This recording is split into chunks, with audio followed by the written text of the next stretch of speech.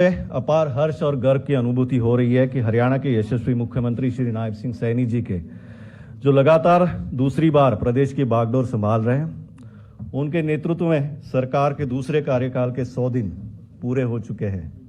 उनके कुशल और दूरदर्शी नेतृत्व में सरकार के पहले 100 दिन की सफलताएं और उपलब्धियों से परिपूर्ण रहे हैं। ये 100 दिन सुशासन, समर्पण और प्रदेश के सर्वांगीण विकास के प्रति सरकार की प्रतिबद्धता को दर्शाते हैं। चाहे वो किसानों के हितों की बात हो, युवाओं के रोजगार की दिशा में प्रयास हो, या समाज के हर वर्ग को सशक्त बनाने का संकल्प हो, मुख्यमंत्री जी के नेतृत्व में हरियाणा निरंतर प्रगति के पथ पर अग्रसर है। मुख्यमंत्री श्री नायब सिंह सैनी जी की कर्मठता, समर्पण और हर नागरिक के कल्याण के हेतु उनकी अटूट प्रतिबद्धता प्रदेश को नई ऊंचाई तक ले जाने में बहुत ही कारगर साबित हो रही है। उनकी नेतृत्व क्षमता, दूरदृष्टि और जनहितकारी नीतियों हरियाणा को देश का अग्रणी राज्य बनाने की दिशा में मील का पत्थर साबित हो रहा है। उनका स्वयं का व्यक्तित्व आपको सबको पता है, शुचिता की राजनीति का प्रतीक है।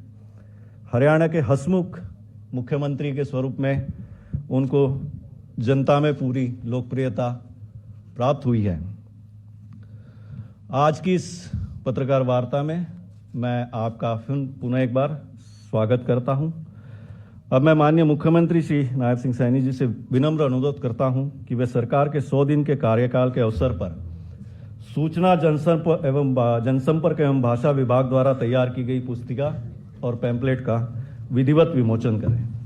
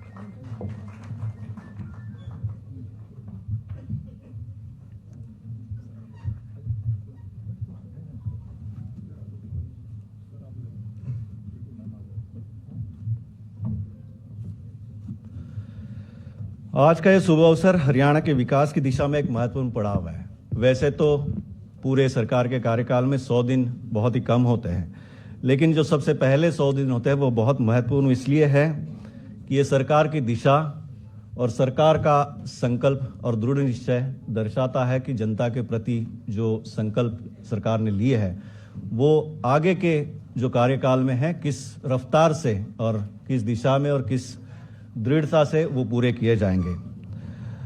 आज 2 विभागों का यहाँ पर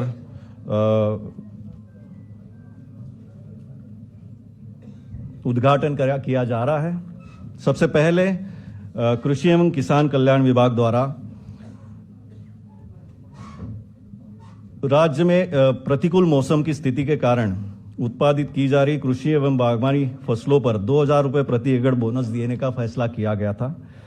बोनस राशि को क्रियान्वित करते हुए आज माननीय मुख्यमंत्री जी द्वारा 4,01,939 किसानों के खाते में डीबीटी के माध्यम से 368 करोड़ रुपए की राशि अंतिम किस्त के रूप में वितरित की जा रही है। अब तक 952 करोड़ रुपए की बोनस राशि सीधे 9,33,906 किसानों के खाते में पहले ही हस्तांतरित की जा चुकी है। इसके साथ ही महिला एवं बाल विकास विभाग द्वारा 324 नए क्रेश सेंटर खोले जा रहे हैं। माननीय मुख्यमंत्री जी से मैं अनुरोध करूंगा कि इन परियोजनाओं का और योजनाओं का उद्घाटन करें।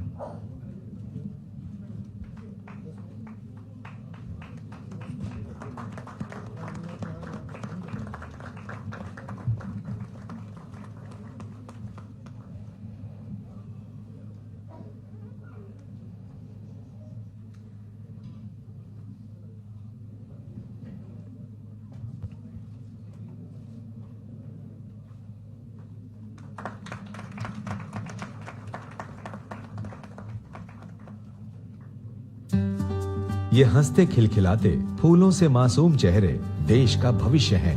इनकी मुस्कान ही हमारे समाज की असली पूंजी है। आज की भाग दौड़ भरी जिंदगी में माताएं भी परिवार की जरूरतें पूरी करने के लिए पिता के कंधे से कंधा मिलाकर काम कर रही हैं। लेकिन उनकी सबसे बड़ी चिंता है काम के दौरान अपने छोटे बच्चों की देखभाल के लिए सुरक्षित स्थान की तलाश। कामकाजी महिलाओं की इस चिंता को दूर करने के लिए हरियाणा सरकार ने प्रदेश में 500 क्रैच सेंटर खोलने का निर्णय लिया है। महिला एवं बाल विकास विभाग की ओर से पहले चरण में 165 क्रैच शुरू किए जा चुके हैं। दूसरे चरण में 324 नए केंद्रों का उद्घाटन आज माननीय मुख्यमंत्री श्री नायब सिंह सैनी के शुभ हाथों से किया जा रहा है। हर क्रैच केंद्र में 6 माह से 6 साल तक के 25 बच्चों को 8 से 10 घंटे तक रखे जाने की व्यवस्था है। कुशल और प्रशिक्षित कर्मचारी बच्चों के खेलने, पौष्टिक भोजन, नियमित स्वास्थ्य जांच, टीकाकरण, सोने की व्यवस्था और शिक्षा का ध्यान रखते हैं। इन क्रैच सेंटर्स में बच्चों को सुबह का नाश्ता, दोपहर का भोजन और शाम का स्नैक्स भी दिया जाता है, जिसका खर्च प्रदेश सरकार द्वारा वहन किया जाता है। छोटे बच्चों के लिए अलग से फीडिंग रूम की भी व्यवस्था की गई है। महिला एवं बाल विकास विभाग राज्य में क्रैच की बढ़ती उपयोगिता को देखते हुए निरंतर इनकी संख्या बढ़ाने के लिए प्रयासरत है। हरियाणा सरकार ने अपनी क्रैच नीति के तहत 2024-25 के लिए 32 करोड़ 15 लाख रुपए की धनराशि आवंटित की है। नए क्रैच केंद्रों के निर्माण का कार्य तेजी से चल रहा है ताकि निर्धारित लक्ष्य जल्द ही पूरा किया जा सके। प्रदेश में क्रैच सुविधा कामकाजी महिलाओं और उनके परिवारों के लिए एक वरदान साबित हो रही है। हरियाणा सरकार का यह कदम दूसरे राज्यों के लिए एक मिसाल बनकर उभरा है और वर्तमान के साथ साथ भविष्य को भी संवारने का एक सशक्त प्रयास है।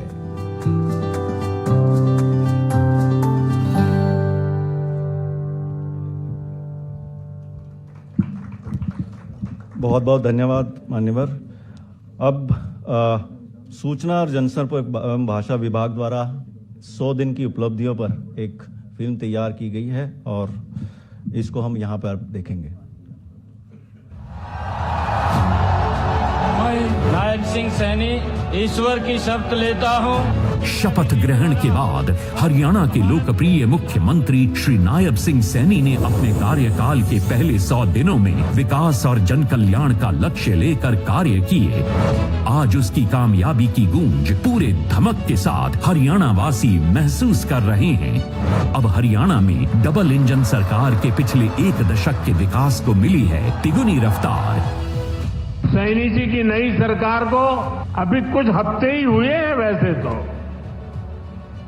और उनकी प्रशंसा पूरे देश में हो रही है। सरकार बनने के तुरंत बाद जिस तरह यहां बिना खर्ची, बिना पर्ची के हजारों नौजवानों को पक्की नौकरियां मिली हैं, वो देश ने देखा है। अब यहां डबल इंजन की सरकार डबल रफ्तार से काम कर रही है। 100 दिनों के शासन में मिला नया आधार, मिला नया आधार, मिला नया आधार। हरियाणा के विकास को मिली नई रफ्तार, हरियाणा के विकास को मिली नई रफ्तार। यशस्वी प्रधानमंत्री श्री नरेंद्र मोदी के प्रोत्साहन और मार्गदर्शन के जरिए बीते 100 दिनों से हरियाणा विकास में लगातार गति पकड़ रहा है। गरीबों का भला, किसानों का कल्याण, सशक्त हो रही है महिलाएं और युवाओं के सपनों को मिल रही नई उड़ान। किसान और किसानी की खुशहाली के लिए राज्य में सभी फसलों के दाने दाने की खरीद होती है MSP पर। फसल खरीद का पैसा DBT के माध्यम से 48 घंटे में किसान के खाते में। धन्यवाद तो हरियाणा सरकार नायब सिंह सैनी का करेंगे। मंडियों में जाते थे जी, बहुत धक्के खाया करते, पेमेंट भी पता नहीं कितने दिन में मिला करती। अब ये ऑनलाइन का सिस्टम ही सा कर दिया जिन सरकारों ने अपना फसल ले गए और हमारा बिका और ऑनलाइन हमारे पैसे आ गए और वो भी टाइम पे। शामलात भूमि पर 20 वर्षों से काबिज कृषक पट्टेदारों को भूमि का मालिकाना हक दिया। बारिश की कमी के कारण किसानों के आर्थिक बोझ को कम करने के लिए किसानों को मिली प्रोत्साहन राशि। करनाल में महाराणा प्रताप बागवानी विश्वविद्यालय के कैंपस का माननीय प्रधानमंत्री ने किया शिलान्यास। हमेशा गरीबों के साथ खड़ी हरियाणा सरकार ने अंत्योदय परिवारों के किडनी रोग से पीड़ित रोगियों के लिए मुफ्त डायलिसिस की सेवाएं शुरू की। आयुष्मान चिरायु योजना से 70 साल से अधिक बुजुर्गों को 5 लाख तक सालाना मुफ्त इलाज।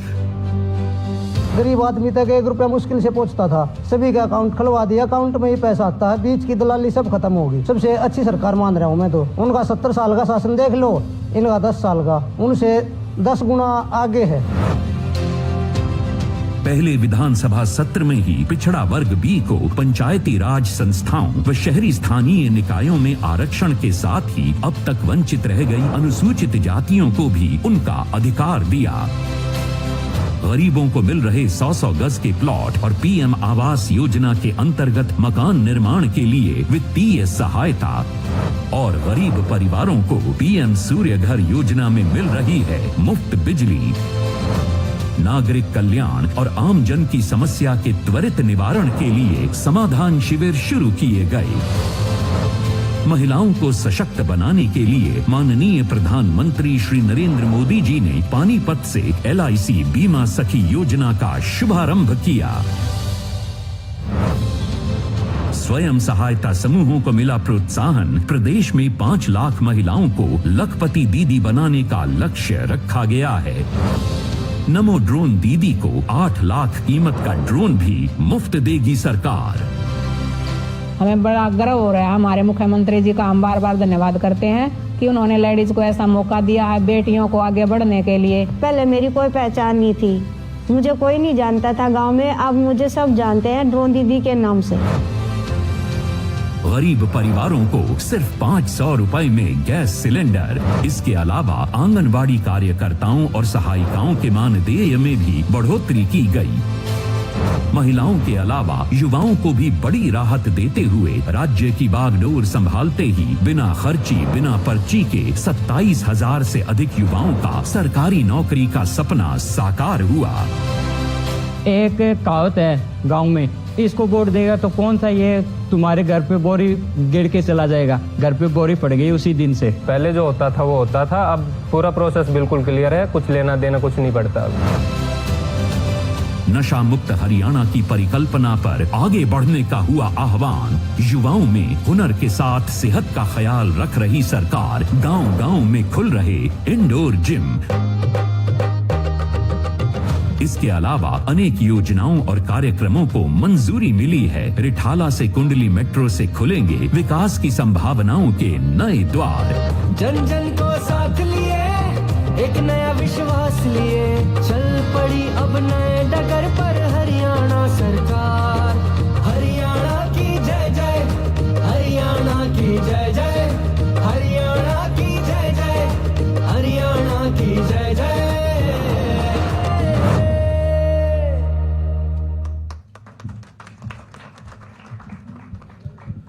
बहुत बहुत धन्यवाद सबका। मैं माननीय मुख्यमंत्री श्री नायब सिंह सैनी जी से अनुरोध करूंगा कि इस प्रेस वार्ता को संबोधित करें। थैंक यू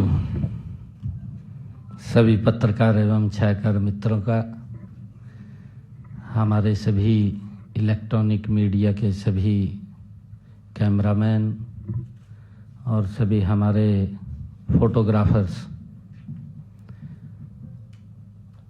100 दिन तीसरे कार्यकाल के सरकार ने पूरे किए हैं। गौरवशाली तीव्र गति से सरकार ने काम किया है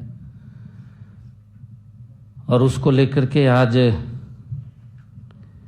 सभी पत्रकार एवं छायाकार मित्रों के बीच में आपसे रूबरू होने का अवसर मिला है। हमारे सभी मंत्रीगण, श्याम सिंह राणा जी, रणवीर गंगवा जी और विपुल गोयल जी, हमारे श्रुति चौधरी जी, हमारे चीफ सेक्रेटरी महोदय और हमारे चीफ प्रिंसिपल सेक्रेटरी खोलर साहब, मित्रों, हमारा ये तीसरे कार्यकाल का 100 दिन कंटिन्यूटी में नॉन स्टॉप सरकार के हैं। मैं थोड़ा आप लोगों को पहले पीछे ले जाना चाहता हूं, क्योंकि हमारी सरकार ने 2014 से हरियाणा प्रदेश को नॉन स्टॉप आगे बढ़ाने का काम किया है। हरियाणा में कई बीमारी ही कहूं, कई बीमारियों से हरियाणा ग्रसित था। जैसे परिवारवाद की बीमारी थी, क्षेत्रवाद की थी, भेदभाव होता था। परंतु अगर आप देखें कि युवाओं के अंदर अविश्वास था कि नौकरी पढ़ने से नहीं, नौकरी तो चक्कर काटने से मिलेगी।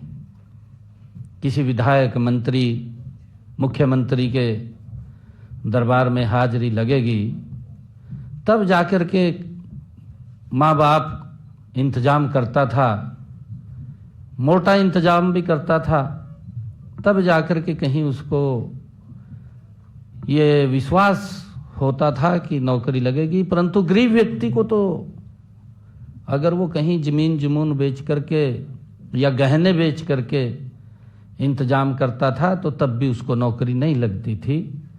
इस प्रकार का माहौल और वातावरण हरियाणा प्रदेश के अंदर था, जो मैंने कहा है कि राजनीतिक रूप से कई बीमारियों से ग्रसित था हरियाणा प्रदेश। परंतु पिछले ये तीसरे टर्म की भारतीय जनता पार्टी की सरकार उन सब बातों को मजबूती से बदलाव हरियाणा प्रदेश के अंदर करने का काम हमारी डबल इंजन की सरकार ने किया है। आदरणीय नरेंद्र मोदी जी के नेतृत्व में जो हमारी सरकार चली है, धीरे धीरे करके क्षेत्रवाद को समाप्त किया है। सबका साथ सबका विकास, जो आदरणीय प्रधानमंत्री जी का एक वाक्य है कि अगर हम कालका के विकास की ओर ध्यान दें तो नारनौल भी, अगर हम राजस्थान के दूसरे बॉर्डर के ऊपर ध्यान करते हैं तो वहां पर भी समान रूप से विकास हरियाणा प्रदेश का वो दिखाई देता है। बिना भेदभाव के काम हुआ है। युवाओं के अंदर एक विश्वास जगा है। युवाओं के साथ साथ हमारी सरकार ने गरीब व्यक्ति के जीवन को बदलने का काम भी इस लगातार जो हमारी ये तीसरे टर्म की सरकार है उसने किया है। मैं थोड़ा आप लोगों का ध्यान कि हमने बड़े काम, पिछले जो बदलाव के काम हैं, उन बदलाव के कामों में हमने पिछले लगभग 2014 से हमारी सरकार ने क्या क्या काम किए हैं, वो थोड़ा मैं आपका ध्यान उसकी तरफ लाना चाहूंगा। फिर मैं 100 दिनों के ऊपर आपको बताना चाहूंगा कि 3 गुना गति से हमारी सरकार ने किस गति से काम किया है। 2014 से 2024 हम 25 में प्रवेश कर गए हैं।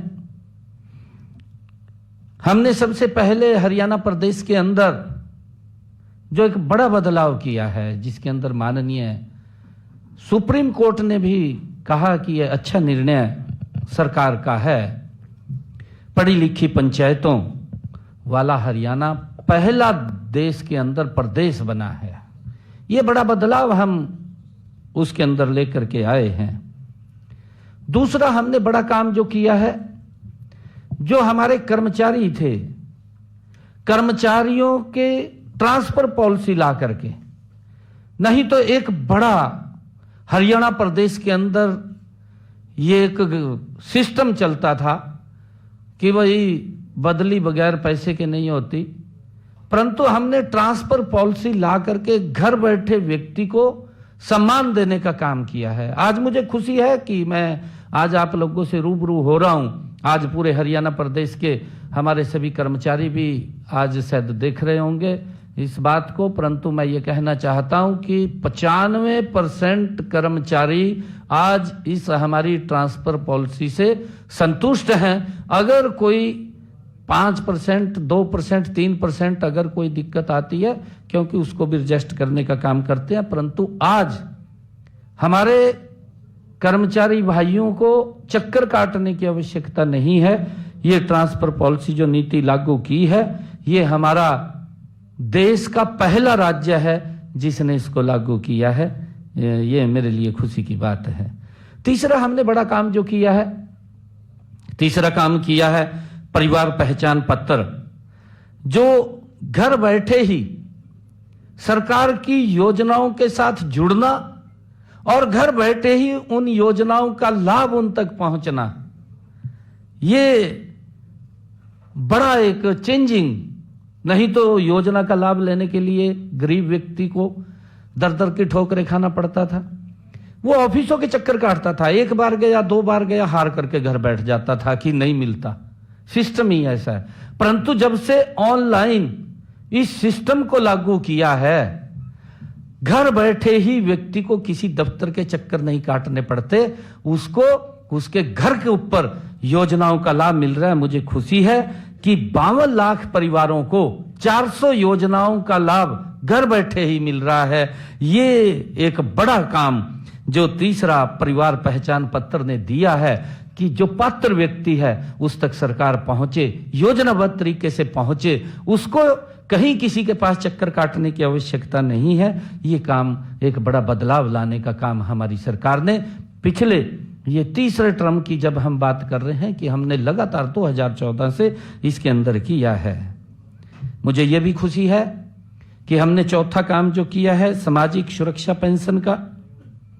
जो हमारे बुजुर्ग हैं, बुजुर्गों को क्योंकि पेंशन नहीं लगती थी, और उसका उदाहरण भी है। अगर आप लोग देखेंगे, जो हमारे विपक्षी दल इस बात को लगातार उठाते रहे हैं, हम आएंगे पोर्टल को बंद कर देंगे, पोर्टल ने ये तो पोर्टल की सरकार है, इस प्रकार का वो जो दुष्प्रचार करते थे, मैं आज उनको भी ये बात बताना चाहता हूं, वो भी इस बात को ध्यान से देखें, क्योंकि स्वीकार तो वो भी करते हैं, परंतु उनकी मजबूरी है, क्योंकि वो अपने दल के अंदर है, उन्होंने अपनी बात करनी होती है, परंतु उनकी मजबूरी वंश वो बात करते हैं। वैसे सिस्टम के प्रति उंगली उठाना उनके बस की बात नहीं है। मैं आपको बताना चाहता हूं कि अगर वो ध्यान करें, जो पोर्टल की बात करते थे, हमारे जो बुजुर्गों को 60 साल के बाद पेंशन लगती थी, उनको सम्मान भत्ता दिया जाता था, उनको पेंशन नहीं लगती थी। अगर आप देखें कि पिछले 10 वर्षों के अंदर 17 लाख बुजुर्गों को पेंशन थी। आज अगर हम देखें इस पोर्टल के कारण कि व्यक्ति छूटे नहीं, और उसको इसके साथ जोड़ा है, जोड़ करके कि अगर ऑटोमेटिक उसकी पेंशन लग जाएगी। मुझे खुशी है जब ये पोर्टल के साथ जुड़ा है, तो अगर हमारे किसी बुजुर्ग की आयु 60 वर्ष हो जाती है तो ऑटोमेटिक उसकी पेंशन लग करके उसके घर पे चली जाती है। ये एक बड़ा बदलाव एक सिस्टम का, क्योंकि उसे ऑफिस के चक्कर नहीं काटने पड़ते, किसी कर्मचारी या अधिकारी के पास नहीं जाना पड़ता, घर बैठे ही उसको पेंशन लग रही है। एक बड़ा बदलाव इसके अंदर उसके जीवन के अंदर आया है, और उसका परिणाम यह निकला कि कांग्रेस अपने 10 वर्षों में हरियाणा प्रदेश में मात्र 17 लाख बुजुर्गों को पेंशन दे पाई, और हमने आकर के उसके अंदर डबल 2 गुना बढ़ोतरी की है। हमारे यहाँ पर 34 लाख बुजुर्गों को ये पेंशन देने का काम हम कर रहे हैं। बड़ा बदलाव उसके अंदर आया है, और उसके बारे में वो समझ भी रहे हैं। हमने हरियाणा के अंदर अगर ये पोर्टल का सिस्टम लागू किया है, इसके माध्यम से हमने लोगों को सुविधाएं दी हैं, क्योंकि पूरे देश के अंदर 1,20,000 रुपए का क्राइटेरिया है जो हमारा बीपीएल परिवार है, परंतु हरियाणा के अंदर हमने उसकी आय सीमा बढ़ाई है। हमने 1,80,000 किया है, और 1,80,000 की किसी की अगर इनकम होगी तो उसको इस सरकार की योजनाओं का वो लाभ मिलना शुरू हो जाएगा। ये भी एक बड़ा हमने उसके अंदर इसके माध्यम से लोगों को सुविधा देने का काम किया है। और अगर हम देखें कि छठा हमने जो इन पिछले 10 वर्षों के अंदर जो 2014 से हमने काम किया है, मेरी फसल मेरा ब्यौरा और डीबीटी के माध्यम से 12 लाख किसानों के खाते में डायरेक्ट 1,25,000 करोड़ रुपया अगर उन्होंने अपनी फसल को मंडी के अंदर बेचा है तो डायरेक्ट उसके खाते के अंदर पैसा पहुंचाने का काम ये हमारी सरकार ने किया है। ये इसी का ही नतीजा है। और हमने चाहे आयुष्मान कार्ड है और उसके साथ हमने हरियाणा में चिरायु को जोड़ा है। आयुष्मान और चिरायु को 45 लाख ऐसे परिवार जिनको 5 लाख रुपए का आयुष्मान का लाभ अगर उसको कोई दिक्कत बीमारी आ जाती है, ये पहली ऐसी योजना आदरणीय नरेंद्र मोदी जी ने शुरू की जिसका एक गरीब व्यक्ति को बड़ा संबल मिला है। गरीब व्यक्ति को ये चिंता नहीं है कि उसके इलाज के लिए पैसा कहां से आएगा। ये व्यवस्था अगर किसी ने खड़ी की है तो ये नरेंद्र मोदी और डबल इंजन की सरकार ने हमने पिछले 2014 के बाद इसको खड़ा किया है। और मुझे बताते हुए कि 1,20,36,000 आयुष्मान चिरायु कार्ड ये ऑनलाइन ही बनाए गए हैं। अगर किसी की इनकम 1,80,000 रुपए से नीचे आती है, कई बार प्राकृतिक कोई दुर्घटनावश भी उसकी इनकम कम हो जाती है कि जो परिवार का एम्प्लॉयर मेंबर है, जो कमाने वाला है, जिसके सर के ऊपर पूरा परिवार चल रहा है, कोई दुर्घटना उसके साथ हो जाती है तो वो व्यक्ति ऑटोमेटिक आर्थिक रूप से वो नीचे चला जाता है। तो जब उसकी इनकम कम होती है तो उसका ऑटोमेटिक ही बीपीएल कार्ड वो बन जाता है। ये सुविधा इसके अंदर दी गई है और इसका लाभ भी हरियाणा प्रदेश के अंदर मिला है। हमने 8वां जो उसके अंदर बड़ा बदलाव किया है, 8वां प्रधानमंत्री स्वामित्व योजना, इसके तहत हमने जो गांवों के अंदर लिटिगेशन चलते थे, किसी की जमीन थी परंतु उसको अधिकार नहीं था कि वो कोई उसको बेच सके या बेच करके या कोई बैंक के ऊपर लोन ले सके, ऐसी व्यवस्था नहीं थी। हमने हरियाणा प्रदेश के गांवों को लाल डोरा मुक्त करने का और उसको मालिकाना हक देने का काम अगर किसी ने किया है तो हमने पिछले ये 2014 के बाद हमारी सरकार ने किया है। एक बड़ा बदलाव गांव के अंदर भी लोगों के जीवन में लाने का काम ये हमारी सरकार ने किया है। मुझे जो 9वां बड़ा काम हमने पिछले कार्यकाल के अंदर किया है, हम ये देखते थे 2014 से पहले हमारी माताएं बहनें सर के ऊपर मटका रख करके 2-2 किलोमीटर दूर से पीने का पानी घर में लेकर के आती थी, परंतु हर घर में नल और स्वच्छ जल हमने इस लगातार की अपनी सरकार के अंदर हर घर में पहुंचाने का काम किया है। और मुझे खुशी है कि आज हमारी माता बहन कोई भी सर के ऊपर मटका लेकर के दिखाई नहीं देती पीने का पानी लाने के लिए। उसकी रसोई में ही पानी की व्यवस्था करने का काम गति से हमारी इस डबल इंजन की सरकार ने किया है। आदरणीय नरेंद्र मोदी जी के नेतृत्व के अंदर हर माता को एक बड़ा इससे लाभ मिला है, हर घर के अंदर नल और स्वच्छ जल पहुंचा है। 10वां हमने बड़ा काम किया है जिसके अंदर एक बड़ा बदलाव आया है। ये बड़ा बदलाव हमने ये किया है क्योंकि पूर्व की सरकारें आप लोग देखते थे कि हम 24 घंटे बिजली देंगे, अपने मैनिफेस्टो में भी लिखते थे, रैलियां भी करते थे, बड़ी बड़ी रैलियां भी की, रैलियों में खड़े होकर के बोलते थे हमें वोट दे दीजिए, हम 24 घंटे बिजली देंगे। परंतु लंबे समय तक हरियाणा के अंदर कोई बिजली नहीं दे पाया। बिजली महंगी होती थी, बिजली कम आती थी, ऐसी स्थिति ये पूर्व की सरकारों के अंदर थी।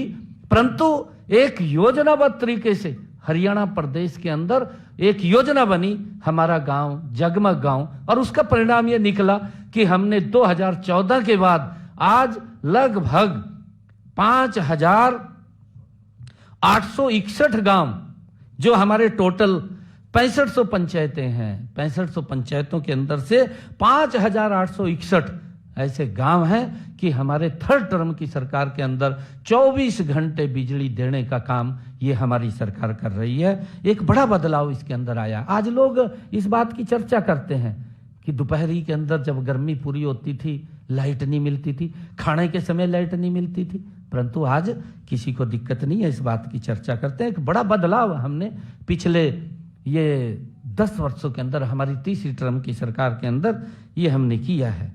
हमने बेटियों के लिए एक बड़ा काम किया है। मैं देखता था कि बेटियां इस बात को लेकर के उनके मन में पीड़ा होती थी, क्योंकि हमारे बेटियों के माँ बाप उनको बाहर दूर पढ़ाने के लिए नहीं भेजते थे। एक बड़ी दिक्कत का सामना बेटियों को करना पड़ता था। बेटियों के मन में होता था कि मैं पढ़ाई करूं, परंतु मजबूरी वंश वो पढ़ाई नहीं कर पाती थी। और हमारी सरकार ने पिछले 2014 के बाद एक रोड मैप तैयार किया, डबल इंजन सरकार ने, कि हर 20 किलोमीटर के ऊपर एक सरकारी राजकीय महाविद्यालय खुलेगा। 79 महाविद्यालय हरियाणा के अंदर खोले गए और मुझे खुशी है जिसके अंदर 30 महाविद्यालय स्पेशल लड़कियों के लिए खोले गए। एक बड़ा बदलाव हरियाणा प्रदेश के अंदर बेटियों के जीवन में लाने का काम ये हमारी सरकार ने किया है। इसके लिए मुझे बड़ी खुशी है, क्योंकि हमने ये क्योंकि ये तीसरे टर्म की सरकार है, नॉन स्टॉप सरकार है और लगातार हमारी सरकार हरियाणा प्रदेश के लोगों के जीवन के अंदर बदलाव लाने के लिए काम कर रही है। और हमने, क्योंकि ये पिछला थोड़ा मैंने इसलिए, क्योंकि और भी बहुत सारे ऐसे काम किए हैं, चाहे मेरा पानी मेरी विरासत हो और चाहे सिंचाई योजना के तहत हमने काम किया हो, बहुत सारे, चाहे अमृत सरोवर के माध्यम से हमने काम किया हो। हम लगातार हरियाणा प्रदेश के लोगों के जीवन में एक बड़ा बदलाव, चाहे रोड का इंफ्रास्ट्रक्चर की बात करें, इन्हीं पिछले 2014 से लेकर के आज 2025, आज एक भी डिस्ट्रिक्ट ऐसा नहीं है जिसके अंदर 4 लाइनिंग रोड से वो जुड़ा ना हो। लोगों के जीवन के उनके रास्तों को भी सरल और सुगम करने का काम ये हमारी सरकार ने किया है। मैंने कुछ, क्योंकि ये लगातार नॉन स्टॉप सरकार पिछले 2014 से डबल इंजन की सरकार आदरणीय नरेंद्र मोदी जी और हरियाणा की हमारी सरकार ये चल रही है, इसके अंदर हमने बहुत सारे काम पीछे किए हैं। प्रदेश के लोगों के जीवन में लगातार बदलाव लाने का काम, आदरणीय मनोहर लाल जी जो एक शब्द बोलते थे कि हरियाणा एक हरियाणवी एक, उसको चरितार्थ करने का काम ये हमारी सरकार कर रही है। आदरणीय प्रधानमंत्री नरेंद्र मोदी जी का जो शब्द है, सबका साथ सबका विकास और सबका प्रयास, उसको लेकर के हमारी सरकार निरंतर काम कर रही है। मुझे खुशी है कि आज हम, जब हमारी सरकार 100 दिन गौरवशाली हमारी सरकार ने पूरे किए हैं, आज हरियाणा प्रदेश के लोगों के अंदर इस सरकार के प्रति एक बहुत बड़ा विश्वास बढ़ा है। अगर आप लोग देखेंगे, आप लोग चर्चा करेंगे, क्योंकि जब तीसरे टर्म की सरकार आई है, इन 100 दिनों के अंदर लोगों के मनों में हमारी सरकार के प्रति एक बड़ा सम्मान और बड़ा विश्वास जमा है। और हमने भी 3 गुना गति से, आदरणीय प्रधानमंत्री जी ने कहा था कि यह सरकार तीव्र गति से काम करेगी, हमारी ये सरकार 3 गुना गति से काम कर रही है। मैं बताना चाहूंगा कि हमने 100 दिनों में क्या क्या काम किए हैं। 100 दिनों का समय भले ही कम हो, छोटा हो, लेकिन हमने जिस नॉन स्टॉप विकास का संकल्प व्यक्त किया था, उसकी सिद्धि में 100 दिन विकास की 3 गुना गति का साक्षी है। हम सब देख रहे हैं। वैसे तो संकल्प पत्र 5 साल के लिए होता है, 5 साल के अंदर पूरा करना होता है। अगर हम पड़ोस में बात करें हिमाचल प्रदेश की, दूसरी सरकार आने वाली है, लगभग 2 साल मेरे ख्याल से शेष बचे होंगे। अभी संकल्प पत्र की तरफ उन्होंने अपना जो घोषणा पत्र था उसकी तरफ देखा भी नहीं है, तो पूरा करने की तो बात क्या है, परंतु 5 साल के लिए होता है, 5 साल में वो पूरा करना होता है। लेकिन हमने 100 दिनों में ही 240 में से 18 संकल्प पूरे किए हैं। इस गति से काम किया है कि हमने जो हमारे संकल्प पत्र में 240 वायदे हमने हरियाणा प्रदेश के लोगों के लिए किए थे, उसमें से 18 वायदे हमने अपने इस 100 दिन के कार्यकाल में पूरे किए हैं। और 6 संकल्पों के ऊपर गति से काम लग रहा है, क्योंकि उसकी कहीं अपनी किसी की आर्थिक रूप से कोई मंजूरी लेनी होती है, उसके कारण से उसमें थोड़ी देरी हो सकती है, परंतु उसके ऊपर काम चल रहा है, जल्दी ही वो भी अमल में आ जाएंगे। हमने कम से कम 50 और संकल्पों को पूरा करने की प्रशासनिक व वित्तीय अनुमोदन की प्रक्रियाएं जारी हैं, क्योंकि प्रशासनिक भी कहीं उसकी लेनी पड़ती है और वित्तीय भी हमें उसकी व्यवस्था खड़ी करनी पड़ती है। उस प्रक्रियाओं के लिए 50 और ऐसे संकल्प हमारे हैं जो उसके अंदर प्रक्रिया में हैं और जल्दी ही वो पूरे होंगे। हमें दृढ़ निश्चय के साथ आगे बढ़ रहे हैं। हमारी पूरी सरकार मजबूती से आगे बढ़ रही है। इन सभी संकल्पों को हमारी सरकार मजबूती से पूरा करेगी। एक वाक्य मुझे ध्यान आ रहा है कि आंधी तूफान बिजली बरखा, आंधी तूफान बिजली बरखा धूप घटा कम रोकेगी, मजबूती से पांव उठे तो कोई मंजिल दूर नहीं।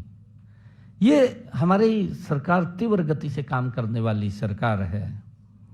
हम अपने तीसरे कार्यकाल में प्रदेश के विकास और जन कल्याण के निर्णयों समय की जरूरत के अनुसार ले रहे हैं।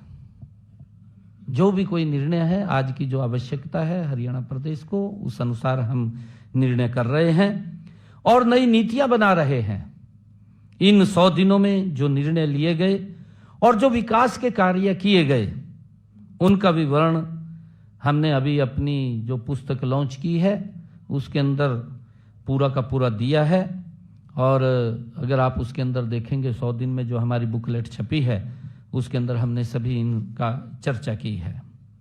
आपको याद होगा कि मैंने पहली बार जब मुख्यमंत्री पद की शपथ लेते ही नागरिकों की समस्याओं और शिकायतों का समाधान के लिए समाधान शिविर लगाने शुरू किए, क्योंकि लोगों को जो समस्याएं होती थी उनको हमने अधिकारियों को, जिसमें हमारा उपायुक्त और पुलिस अधीक्षक, पूरे अधिकारी, सभी विभागों के अधिकारी समाधान शिविरों में सुबह 9 बजे से लेकर के 11 बजे तक आम जन की समस्या को वो सुनते थे, उसका समाधान करते थे। एक ही जगह पर व्यक्ति अपनी समस्या लेकर के आता था, उसका समाधान वहां पर निकलता था। सभी अधिकारी वहां सुनवाई करते थे। मुझे खुशी है कि उन समाधान शिविरों में 75,000 लोगों को, 75,000 से भी अधिक जो उनकी शिकायतें थी, उन लोगों को उसके समाधान निकले हैं, उसका समाधान किया गया है। ये मुझे खुशी है।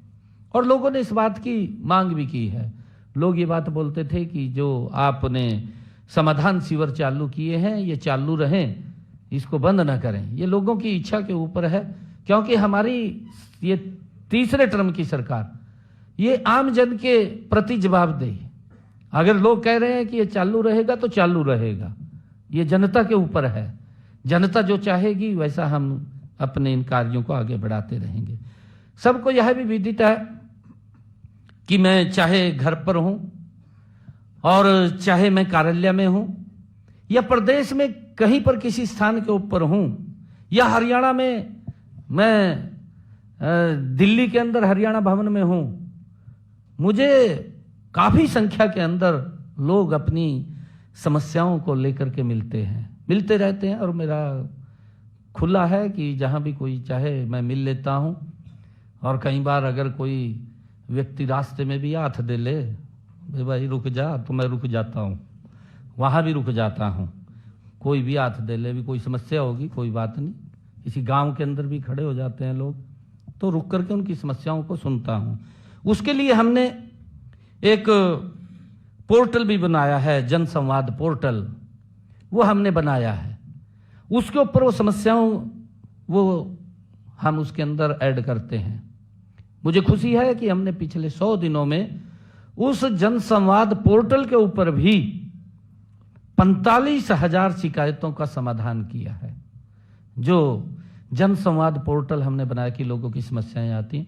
कई समस्याएं ऐसी होती हैं कि कोई लिटिगेशन की है, कोई किसी कारण से हो रहा है, या कोई टेक्निकल कोई दिक्कत है, उसके कारण से उसमें दिक्कत आती है, नहीं तो दिक्कत नहीं आती, उसका तुरंत समाधान होता है। 45,000 हमने इस जन संवाद पोर्टल के माध्यम से भी उन शिकायतों का निवारण किया है। मैं बताना चाहूंगा कि हमने माननीय प्रधानमंत्री नरेंद्र मोदी जी के सबका साथ सबका विकास के मूल मंत्र पर चलते हुए गरीब से गरीब व्यक्ति के उत्थान का काम जारी हमारी सरकार रखेगी। जिसे आज गरीब कहा जाता है, उसे विकसित भारत की सच्ची शक्ति वो इस देश की है। जिसको गरीब कहा जाता है वही विकसित भारत की सच्ची शक्ति है, और उसकी भावनाओं को और उनके आवश्यकताओं को ये सरकार प्राथमिकता के आधार के ऊपर पूरा कर रही है। इसी भावना से मैंने पहले दिन ही ठोस कदम उठाए हैं।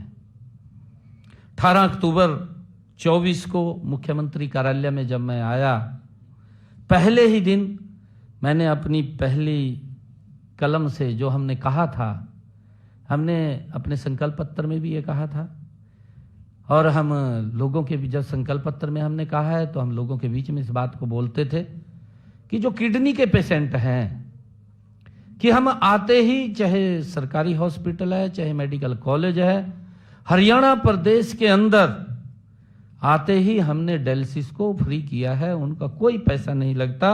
इस सेवा प्रदान करने का हमने उनको लाभ दिया है, और तब से लेकर आज तक प्रदेश के सभी मेडिकल कॉलेज या सिविल हॉस्पिटल्स के अंदर मरीजों को यह सुविधा अबाध रूप से मिल रही है।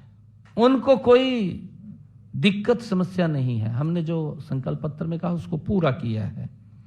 हमने ये भी कहा था कि 18 अक्टूबर 2024 को हमारे मंत्रिमंडल की जो पहली बैठक हुई, उस पहली बैठक के अंदर ही हमने एक और निर्णय किया। वो निर्णय किया अनुसूचित जाति में वर्गीकरण को लेकर के, और उसमें अनुसूचित जाति में कुछ वंचित लोग इस प्रकार के थे कि उनको लाभ नहीं मिल रहा था। अब उनको भी लाभ मिलना वो शुरू हो जाएगा। वो निर्णय भी हमने आकर के अपनी पहली बैठक के अंदर किया है, जिसका हमने जिक्र भी अपने उसके अंदर किया था। 14 नवंबर 2024 को हमारे तीसरे कार्यकाल के पहले विधानसभा सत्र के अंदर हमने ये कहा था, जो पिछड़ा वर्ग की क्रीमी की व्यवस्था थी उसके अंदर 6,000 रुपए थी। हमने कहा था कि हम इसको 8 लाख रुपए करेंगे, और मुझे खुशी है इस बात की कि हमने आकर के अपने इस मंत्रिमंडल की बैठक में उस क्रीमी लेयर व्यवस्था को तो किया, 6 से 8 किया, परंतु हमने कैबिनेट के अंदर यह भी निर्णय किया कि उन्हें पंचायती राज और स्थानीय निकाय संस्थाओं के अंदर भी उनको 5% का आरक्षण देने का काम ये हमारी सरकार ने किया है। उनकी जनसंख्या का 50% आरक्षण हमने दिया है। हमने जो कहा था उस बात को हमने पूरा किया है, और उसका लाभ भी ओबीसी समाज और एससी समाज के ओबीसी समाज ए और बी के लोगों को उसका मिला है। हमने दूसरे अपने इस कार्यकाल में मुख्यमंत्री तीर्थ दर्शन यात्रा योजना वो शुरू की थी, जिस योजना के अंदर हमने रामलला के दर्शन करने के लिए अयोध्या में यहां से ऐसे परिवारों को, जिन परिवारों की इनकम 1,80,000 रुपए से कम है, ऐसे परिवारों को भगवान रामलला के दर्शन करने के लिए अयोध्या धाम यात्रा शुरू की थी। चुनावों के समय हमने अपने संकल्प पत्र में कहा था, हमने कहा था कि हम माता वैष्णो देवी और शिरडी साईं मंदिर के दर्शन करने के लिए भी इस योजना को शामिल करेंगे। हमने उसको शामिल किया है, और उसके साथ साथ हमने जो अभी प्रयागराज में महाकुंभ हो रहा है, उस महाकुंभ के अंदर भी हमने उसको जोड़ा है। और कल ही मैंने महाकुंभ के लिए यात्रियों की 2 बसों को भी झंडी दिखा करके रवाना किया है। ये हमने जो कहा है, लगातार हमारी सरकार उस दिशा के अंदर मजबूती से आगे बढ़ रही है। हमने अपने एक और जो आदरणीय प्रधानमंत्री जी का विषय था, पीएम सूर्य घर मुफ्त बिजली योजना, इसके तहत हमने कहा था कि हम 1 लाख घरों की छतों के ऊपर 2 किलोवाट का, जिन परिवारों की इनकम 1,80,000 रुपए से कम होगी, उन परिवारों की छतों के ऊपर 2 किलोवाट का सोलर पैनल लगाएंगे। पीएम सूर्य घर मुफ्त बिजली योजना। और मुझे खुशी है इन 100 दिनों के अंदर हम गति से काम कर रहे हैं और तीव्र गति से काम करेंगे। 12,285 ऐसे परिवार हैं जिनकी छतों के ऊपर 2 किलोवाट का सोलर पैनल लग चुका है। हमने गति से इसको आगे बढ़ाया है। इसके ऊपर 1,10,000 रुपए का खर्चा आता है। 80,000 रुपया आदरणीय नरेंद्र मोदी जी देते हैं और बाकी का पैसा हरियाणा सरकार देती है। उस व्यक्ति को इसका लाभ मिलता है। हमने दुर्घटना में परिवार के किसी सदस्य की कोई मृत्यु हो जाती है या दिव्यांग हो जाता है, परिवार को दिक्कत आ जाती है, उसके ऊपर मुसीबतों का पहाड़ टूट जाता है, हमने योजना चलाई दीनदयाल उपाध्याय अंत्योदय परिवार सुरक्षा योजना। ये जो दीनदयाल उपाध्याय अंत्योदय परिवार सुरक्षा योजना ऐसे परिवारों के लिए जिन परिवारों की इनकम 1,80,000 रुपए से कम है, ऐसे परिवारों को अगर कोई दुर्घटना हो जाती है परिवार के साथ, परिवार के ऊपर दुखों का पहाड़ टूट जाता है, तो उसको संबल देने के लिए ये योजना है। और 6,279 ऐसे परिवार हैं जिनके खाते के अंदर हमने पिछले दिनों ही 233 करोड़ 67 लाख रुपया आर्थिक सहायता के रूप में उनके खाते के अंदर पहुंचाने का काम हमारी सरकार ने किया है। हमारा संकल्प है कि प्रदेश के गरीब से गरीब व्यक्ति के पास अपना मकान हो और उसको लेकर के आदरणीय प्रधानमंत्री जी ने भी इस बात को कहा है कि देश में एक भी सर ऐसा नहीं बचेगा जिस सर के ऊपर छत नहीं होगी। उस सर के ऊपर छत देना ये हमारी सरकार का कमिटमेंट है और हम लगातार उसको देने का काम कर रहे हैं। इसी दिशा में हमने कदम बढ़ाते हुए 100 दिनों में प्रधानमंत्री आवास योजना शहरी तथा ग्रामीण के तहत 885 परिवारों को पक्का मकान बनाने के लिए 11 करोड़ 53 लाख रुपए की आर्थिक सहायता देने का काम हमने किया है। हमने गरीब परिवारों के लिए मुख्यमंत्री आवास योजना शुरू की है। हरियाणा के अंदर भी हमने इसको शुरू किया है। इसके तहत 14 शहरों में 15,256 गरीब परिवारों को 30-30 गज के प्लाट देने का काम ये हमारी सरकार ने किया है। और अब तक 11 पंचायतों में हमने जो पिछले दिनों कहा था, क्योंकि मैंने एक कार्यक्रम सोनीपत में किया था। सोनीपत के अंदर ऐसे परिवार, क्योंकि पूर्व की सरकारों ने वो वोट देखते थे, वोट के लिए राजनीति करते थे, परंतु हम वोट के लिए नहीं, हम मन से काम करते हैं, ईमानदारी से हमारी सरकार काम करती है। गरीब व्यक्ति को कैसे मजबूत किया जाए, ये पीड़ा नरेंद्र मोदी जी के मन में है कि गरीब व्यक्ति के चेहरे पर खुशहाली है, गरीब व्यक्ति खुशहाल मजबूत हो, उसको लेकर के हमारी सरकार उस तक लाभ पहुंचाए। उन्होंने तो वोट के लिए उनको 100 गज के प्लाट तो बोल दिए थे, परंतु ना कागज दिए थे, ना कब्जा दिया था, लोग चक्कर काट रहे थे। मैंने सोनीपत में कार्यक्रम करके ऐसे सब लोगों को हमने उनको कागज भी दिया, कब्जा भी दिया। आज वो बहुत संतुष्ट हैं। आज उनके मन में है कि सरकार कोई सुनने वाली आई है।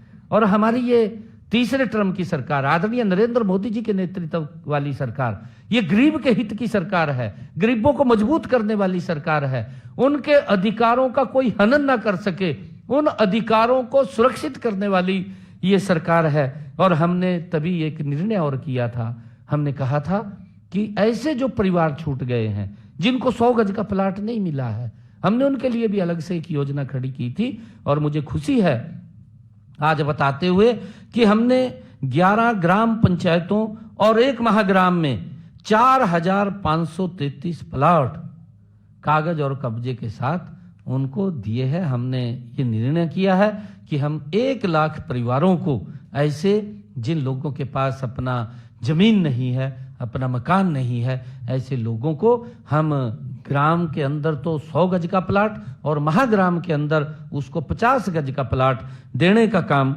ये हमारी सरकार करेगी। और प्रधानमंत्री आवास योजना के तहत अभी आदरणीय प्रधानमंत्री जी ने तीव्र गति से काम करते हैं। हमारे यहाँ पर 77,000 ऐसे जिन्होंने एप्लीकेशन दी हुई थी और उनको अभी प्रधानमंत्री आवास योजना ग्रामीण और शहरी के तहत उनके पास पैसा नहीं पहुंचा। इसी बजट के अंदर ही 77,000 ऐसे बेनिफिशियरी थे, उनके खाते के अंदर पैसा चला जाएगा और वो मकान बनाना शुरू कर देंगे, वो जल्दी ही हो जाएगा। और हमने आगे भी जिन लोगों ने अप्लाई किया था उसके लिए एक सर्वे हमने करना शुरू कर दिया है। अधिकारियों को हमने कहा है कि उसको सर्वे करके तुरंत अगली लिस्ट तैयार कर लीजिए कि कितने लोग और शेष बचे हैं, उनको भी हम प्रधानमंत्री आवास योजना के तहत मकान देने का काम हमारी सरकार करेगी।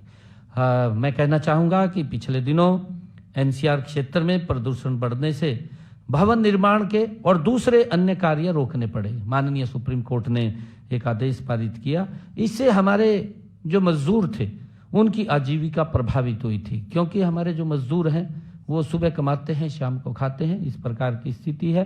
कोरोना के अंदर भी इस प्रकार की स्थिति बन गई थी उनके सामने, परंतु सरकार मजबूती से उनके साथ खड़ी थी, उनको कोरोना में भी दिक्कत नहीं आने दी। और अब जब ये प्रदूषण को लेकर के उसके ऊपर जो ग्रेड 4 वो लगाया गया था, उसके माध्यम से हमने उनका जो गुजारा भत्ता है उसको फेज 1 व फेज 2 के अंदर उन सब ऐसे श्रमिकों को 4,51,00,000 हमारे जो पंजीकृत श्रमिक हैं उनके खाते के अंदर हमने 230 करोड़ रुपए वित्तीय सहायता के रूप में उनके खाते के अंदर पहुंचाया है, ताकि उनको पारिवारिक में कोई दिक्कत परेशानी ना हो। हमारी सरकार मजबूती से उनके हित के लिए काम कर रही है। इसके अलावा इसी अवधि में श्रमिकों के कल्याण की विभिन्न योजनाओं के तहत हमने 73,697 श्रमिकों को 50 करोड़ 28 लाख रुपए की वित्तीय सहायता वो भी दी है। हमने अपने इसी कार्यकाल के दौरान जो हीमोफीलिया व थैलीसीमिया बीमारी से ग्रस्त रोगियों को भी अभी कैबिनेट के अंदर हमने फैसला किया है और फैसला करके उनको 3,000 रुपये मासिक पेंशन का लाभ देने का काम हमने किया है। यह पेंशन हर आयु, पहले तो 18 वर्ष के बाद मिलती थी, परंतु अब हमने उस कंडीशन को हटा दिया है और कंडीशन को हटा करके किसी भी आयु में जब इस प्रकार की बीमारी हीमोफीलिया या थैलीसीमिया बीमारी से अगर कोई ग्रस्त होता है उसको पेंशन देने का निर्णय हमने किया है और उसका लाभ ऐसे पेशेंट जो रोगी हैं उनको मिलेगा। हमने हरियाणा के अंदर यह भी निर्णय किया है कि जो दिव्यांग पेंशन के नियम 2016 में संशोधन करके उसको भी 3,000 रुपये मासिक दिव्यांग पेंशन का लाभ 10 और श्रेणियों को भी दिया गया है। अभी कैबिनेट के अंदर हमने फैसला लिया था, उसको जोड़ा है। इससे हरियाणा प्रदेश के 32,000 दिव्यांग जन लाभान्वित होंगे। 32,000 और लोग इसके अंदर जुड़े हैं, उनका बड़ा लाभ इस फैसले के माध्यम से जो हमने कैबिनेट के अंदर लिया है उसका लाभ मिलेगा। मैं बताना चाहूँगा कि हमने महिलाओं को भी स्वावलंबी बनाकर उनका सशक्तिकरण करना एक हमारा प्रमुख प्राथमिकता है। आदरणीय प्रधानमंत्री जी, हमारी डबल इंजन की सरकार महिलाओं को लगातार सशक्त और मजबूत करने का काम कर रही है। आदरणीय प्रधानमंत्री नरेंद्र मोदी जी ने देश की आधी आबादी को सशक्त बनाने के लिए पानीपत में बीमा सखी योजना का शुभारंभ किया। आप सब जानते हैं इसमें महिलाओं को पहले साल 7,000 रुपये, दूसरे साल 6,000 रुपये, तीसरे साल 5,000 रुपये मासिक वेतन मिलेगा और उन बहनों को जो वो बीमा करेंगी उसका कमीशन तो मिलेगा ही। कमीशन के साथ साथ हर महीने उन बहनों को अलग से 2,100 रुपये भी प्रोत्साहन राशि देने का काम ये हमारी सरकार करेगी। इसके लिए एक बड़ी योजना आदरणीय प्रधानमंत्री जी ने बीमा सखी योजना वो पानीपत के ऐतिहासिक भूमि से लॉन्च की है। हमने ये भी निर्णय किया है जो हमने अपने संकल्प पत्र के अंदर भी कहा था और हमने बहनों को भी उसको आज लाभ मिल रहा है। मुझे खुशी है कि हमने इसको पूरा किया है। हमने गरीब परिवारों को एक योजना बनाई, हर घर हर गृहिणी योजना में हर महीने ऐसी बहनों को जो हरियाणा प्रदेश की 13,02,400 परिवारों को निरंतर 500 रुपए में गैस का सिलेंडर उपलब्ध हो रहा है, उसको हमने पूरा किया है। और उसके तहत अभी कुछ के खाते वेरीफाई होने बकाया है। हमने अधिकारियों को कहा कि उसकी विभिन्न प्रकार की योजना चला करके लोगों को जागरूक करके कि वो अपने बैंक खाते वेरीफाई करें। बैंक खाते वेरीफाई करेंगे तो हम ऐसे परिवारों को जिनकी इनकम 1,80,000 रुपए से कम है, उनको 500 रुपए में ये गैस का सिलेंडर उपलब्ध कराने का जो हमने संकल्प लिया था उसको हम कर रहे हैं। ये भी हमने पूरा किया है। इसका लाभ हमारे हरियाणा प्रदेश के लोगों को मिल रहा है। हमने आंगनवाड़ी जो हमारी बहनें थी, हमारी आंगनवाड़ी की कर्मचारी थी, उनको भी हमने अपने संकल्प पत्र में भी कहा कि उनका मानदेय बढ़ाने का काम हमारी सरकार करेगी। और मुझे ये खुशी है बताते हुए कि हमने आंगनवाड़ी जो कार्यकर्ता है उनके 7,500 रुपए और जो उसकी सहायिकाएं हैं, आशा वर्कर्स हैं, उनके मानदेय में 400 रुपए मासिक की बढ़ोतरी हमने कर दी है। उसका लाभ उनको मिल रहा है। मुझे बताते हुए कि माननीय प्रधानमंत्री श्री नरेंद्र मोदी जी ने स्वतंत्रता दिवस 2023 के अवसर पर लखपति दीदी योजना शुरू की थी। उन्होंने इसकी घोषणा की थी। इस योजना के माध्यम से प्रदेश की महिलाओं को कौशल विकास प्रशिक्षण देकर सूक्ष्म उद्योग स्थापित करने में सहायता प्रदान की जा रही है। उन लखपति दीदी को उनको मजबूत किया जाए, उनको आगे किया जाए, उनको कौशल प्रशिक्षण देने का काम हमारी सरकार कर रही है। मुझे खुशी है बताते हुए कि प्रदेश में 5 लाख महिलाओं को हमने टारगेट रखा है कि हम हरियाणा प्रदेश के अंदर 5 लाख महिलाओं को लखपति दीदी बनाने का हम काम करेंगे। अब तक हमने हरियाणा प्रदेश के अंदर जो हमने गति से काम किया है, 1,85,000 महिलाओं को लखपति दीदी बनाने का काम हमारी सरकार ने किया है। मुझे ये भी खुशी है कि नारी शक्ति आज हर क्षेत्र में अपनी उपस्थिति दर्ज करा रही है। पहले किसी ने सोचा भी नहीं था कि घर परिवार और बच्चों की जिम्मेवारी संभाल रही महिलाएं ड्रोन भी उड़ा सकेंगी। ये अगर किसी ने इस ड्रोन का प्रकल्प लेकर के आए कि महिलाओं को सशक्त और मजबूत करना है, उनको आत्मनिर्भर बनाना है, ये अगर कोई सोच सकता है तो देश के यशस्वी प्रधानमंत्री ये नरेंद्र मोदी जी की ही सोच हो सकती है। और उन्होंने इस ड्रोन दीदी के माध्यम से महिलाओं को सशक्त और आत्मनिर्भर करने का काम आदरणीय प्रधानमंत्री नरेंद्र मोदी जी ने किया है। हमने नमो ड्रोन दीदी के दृष्टिकोण को आगे बढ़ाने के लिए 5,000 महिलाओं को ड्रोन पायलट प्रशिक्षण देने का हमने संकल्प लिया है कि उनको प्रशिक्षण दे करके उनको आत्मनिर्भर बनाने का काम हमारी सरकार करेगी। मुझे खुशी है बताते हुए कि हमने अब तक 100 महिलाओं को ड्रोन उड़ाने का प्रशिक्षण दे करके उनको 8 लाख रुपया ड्रोन के लिए, मुफ्त में ड्रोन देने के लिए भी हमने उनको दिया है। ऐसी 100 बहनों को पहले प्रशिक्षण दिया है, फिर उनको फ्री में 8 लाख रुपए का ड्रोन भी दिया है। और मुझे ये बताते हुए कि अगर ड्रोन की कीमत 8 लाख रुपए से ज्यादा है तो उसकी अतिरिक्त राशि उसका सारा का उसको बैंक से दिलवाने का काम करें। 8 लाख तो सरकार देगी, परंतु अगर वो 8 लाख से ज्यादा का ड्रोन आता है तो उसको बैंक से लोन दिलवाने का काम करेंगे और उस लोन का सारा ब्याज वो हरियाणा सरकार देगी। ये भी निर्णय हमने किया है। हमने आदरणीय प्रधानमंत्री जी के क्योंकि उनका बहुत ही फेवरेट विषय है बेटी बचाओ बेटी पढ़ाओ अभियान को और तेज गति देने के लिए सभी महिला सरपंचों को हमने अभी पिछले दिनों जो हमारी गांव की महिला सरपंच है उनको ब्रांड एम्बेसडर बनाने का गांव के अंदर बेटी बचाओ बेटी पढ़ाओ के लिए ये भी निर्णय हमने लिया है। मुझे खुशी है आप सबके बीच में बताते हुए कि हमने इन 100 दिनों के अंदर हमने जो संकल्प किया था कि मुख्यमंत्री, क्योंकि लगातार युवा हमारे पास आ रहे थे, क्योंकि आज मैं 100 दिन के ऊपर प्रेस कर रहा हूं, क्योंकि फिर भी बीच बीच में हमने, क्योंकि जब विपक्ष इस प्रकार की गतिविधियों में शामिल होता है और इस प्रकार की बातें करता है, एक तरफ तो वो बोलते हैं कि बेरोजगारी फैल रही है, विपक्ष के लोग, अरे 10 वर्ष वो भी रहे थे, हरियाणा प्रदेश के मुख्यमंत्री रहे, उनको तब तो बेरोजगारी दिखाई नहीं दी, परंतु राजनीतिक दृष्टि से, क्योंकि उन्होंने राजनीति करनी है, उन्होंने जिंदा रहना है, परंतु वो इस प्रकार की घटिया राजनीति ना करें, क्योंकि मैंने इलेक्शन के अंदर भी ये बात कही थी कि आप युवाओं के साथ खिलवाड़ कर रहे हैं, युवाओं की भावनाओं के साथ विपक्ष खेलने का काम कर रहा है, दुर्भाग्यपूर्ण है, ये नहीं करना चाहिए।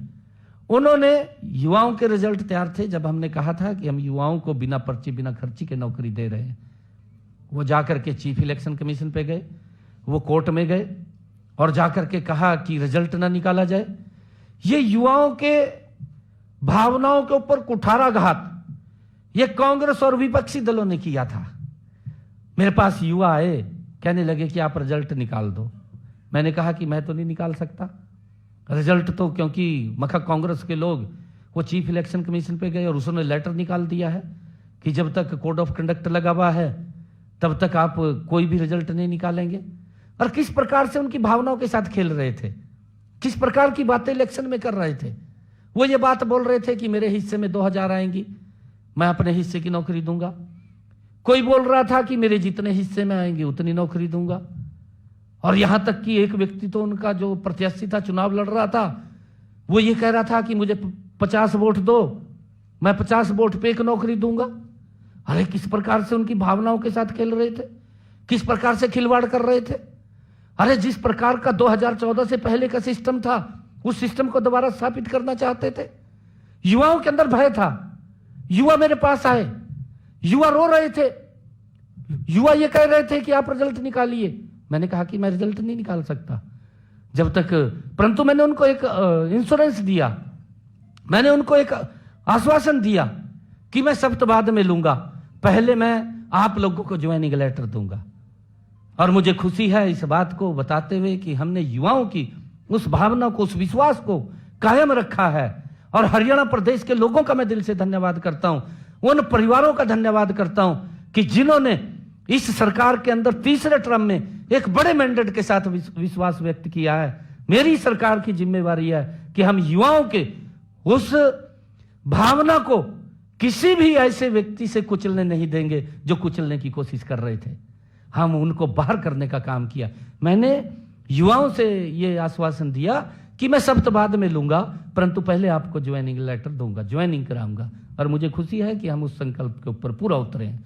हमने 25,000 युवाओं को पहले ज्वाइनिंग दिया, फिर मैंने अपने ज्वाइनिंग के ऊपर साइन किया रजिस्टर में बैठ करके, पहले उनको मिला। ये मेरे लिए बड़ी खुशी की बात है और मुझे बड़ा गर्व भी होता है।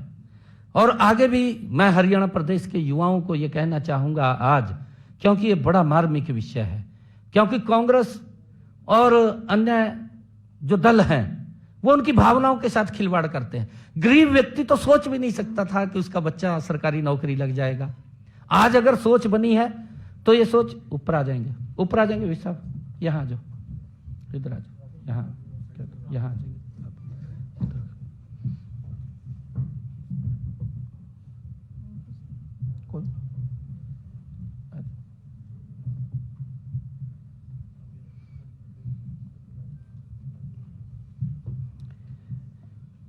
गरीब परिवार का बच्चा यह भी नहीं सोच सकता था, कांग्रेस के समय में वो वोट तो देता था, वोट तक गरीब परिवार सीमित था, परंतु वो अपने बच्चे को नौकरी लगवा सके, संभव नहीं था।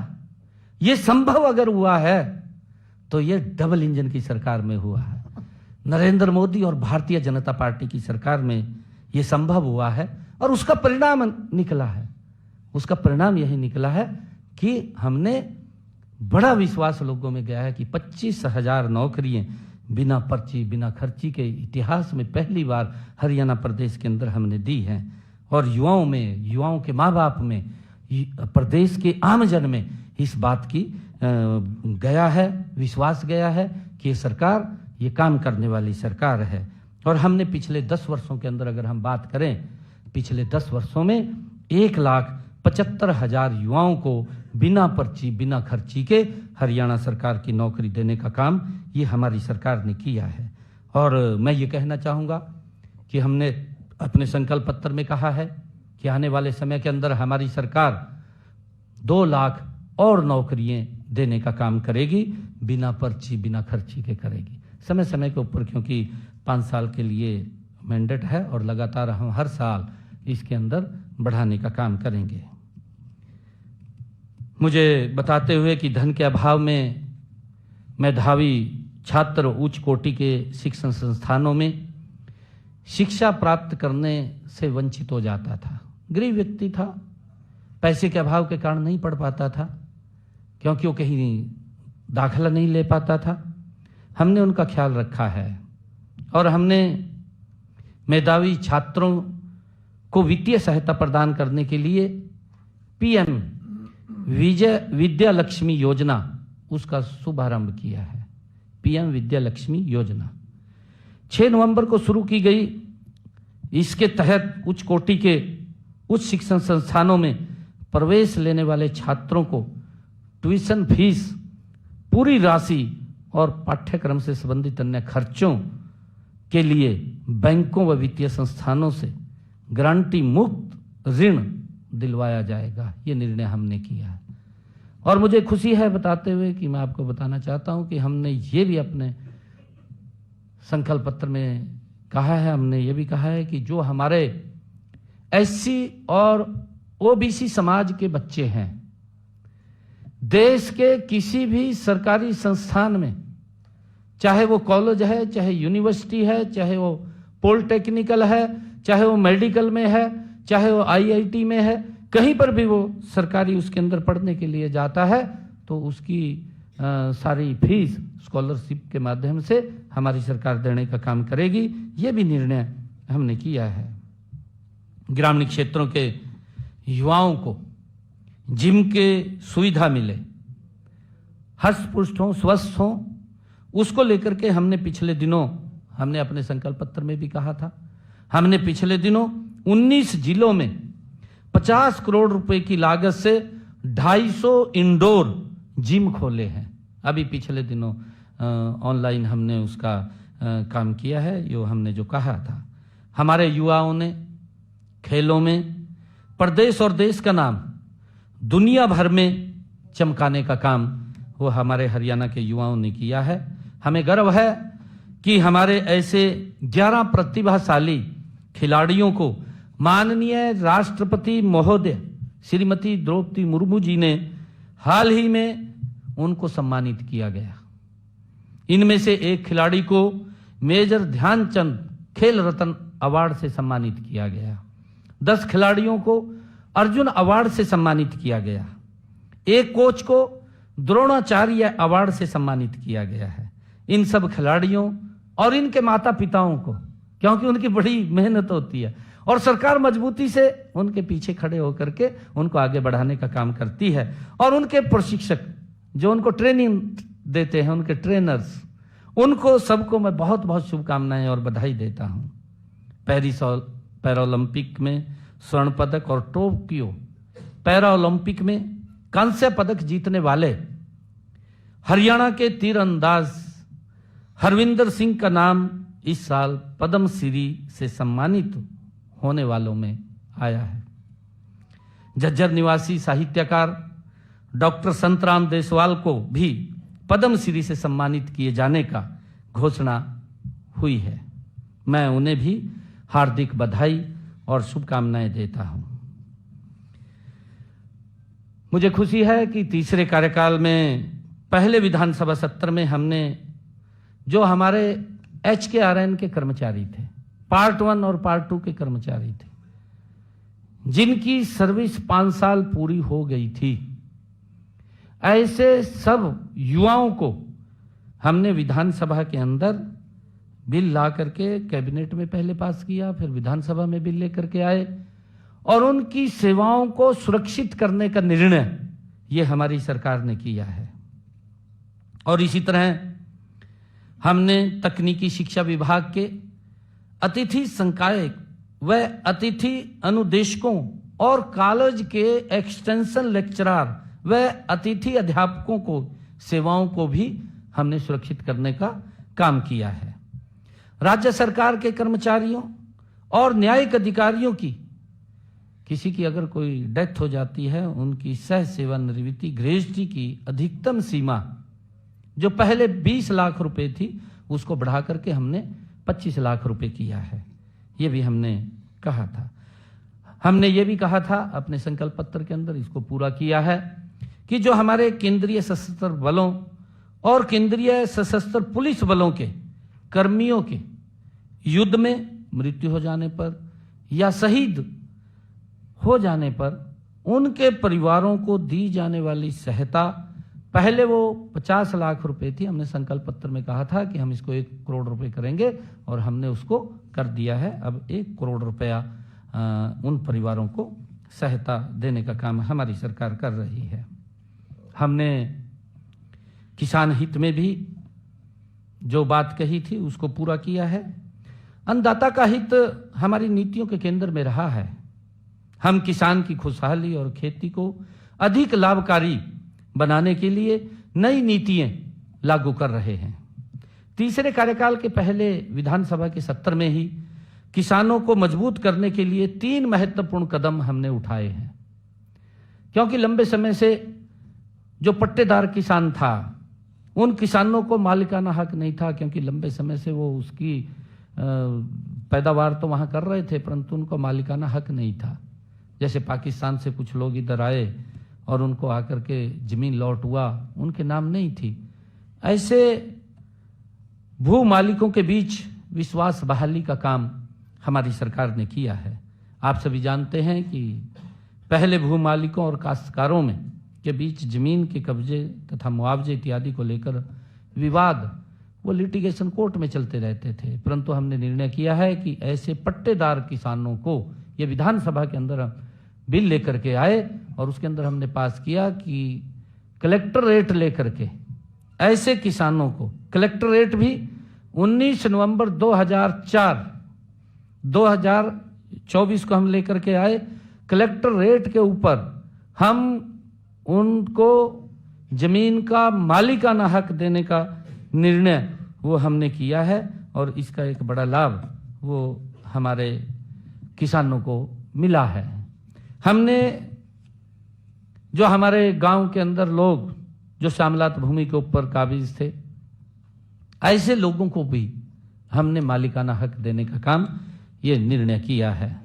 तीसरा, गांव में जो पंचायती भूमि के ऊपर जिन्होंने मकान बना लिए, लंबे समय से वो कोर्ट के अंदर चक्कर काट रहे थे, कोई ना कोई शिकायत हो जाती थी, शिकायत होती थी तो कोर्ट आदेश कर देता था कि ये जमीन को खाली करें, मकान गिर जाते थे, दिक्कतें आती थी।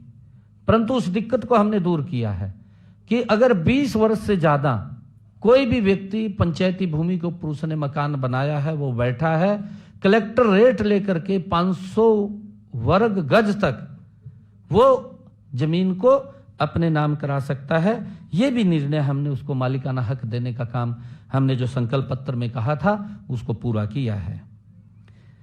हमने हरियाणा देश का पहला ऐसा राज्य बन गया है कि हमने पिछले दिनों कहा था, अपने संकल्प पत्र में भी इसको कहा था, हमने कहा था कि हम हरियाणा के अंदर अपने किसान की 24 फसलें एमएसपी पर खरीदने का काम ये हमारी सरकार करेगी और उसको लेकर के हमारी सरकार लगातार इस काम को आगे बढ़ा रही है।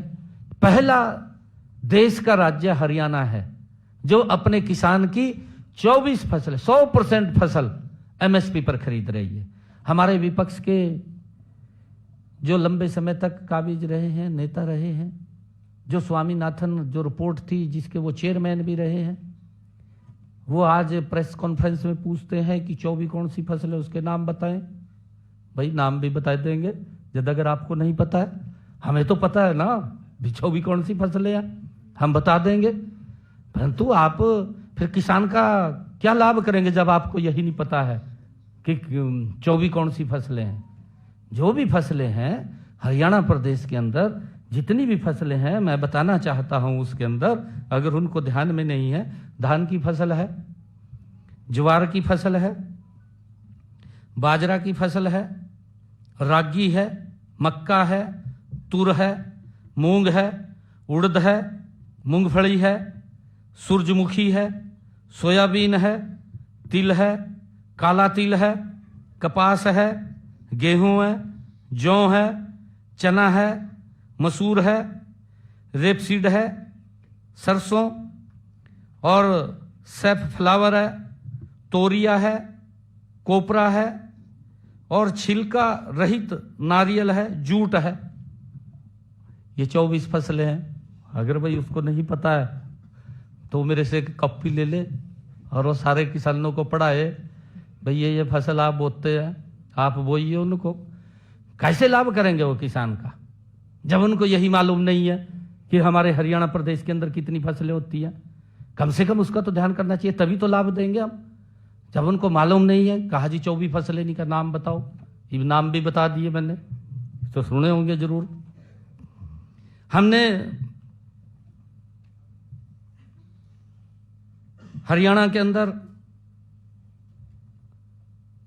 जो खरीफ सीजन है, खरीफ सीजन 2024 में कम बारिश हुई।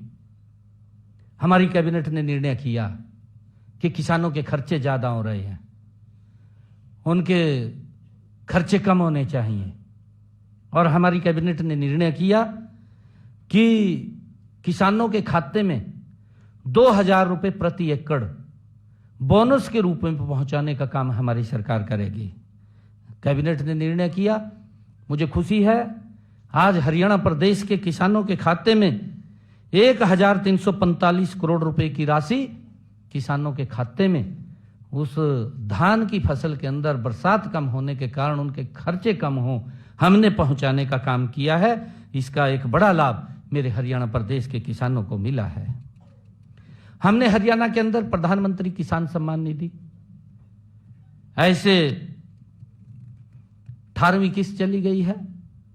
लगातार 2000 रुपए 4 महीने के बाद उनके खाते में पहुंचाने का काम आदरणीय प्रधानमंत्री नरेंद्र मोदी जी कर रहे हैं।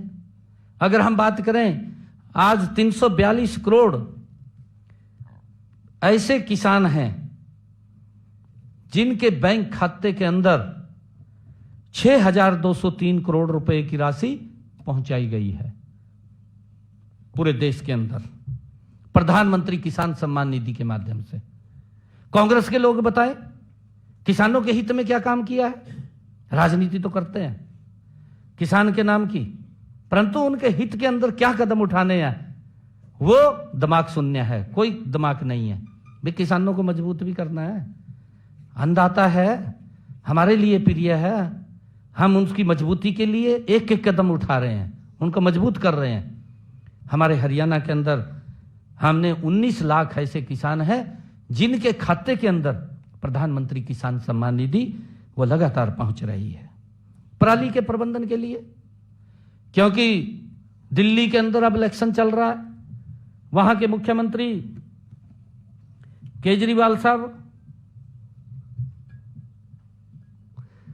पर्ची दी है भाई, पीछे थे पर्चियों दी है, कहा जी 1:15 हो गया, अरे भी आधा भी नहीं कहा आपने करया। ये 100 दिन के काम है, 100 दिन के काम है, गति से काम हो रहे हैं, बताने तो पड़ेंगे।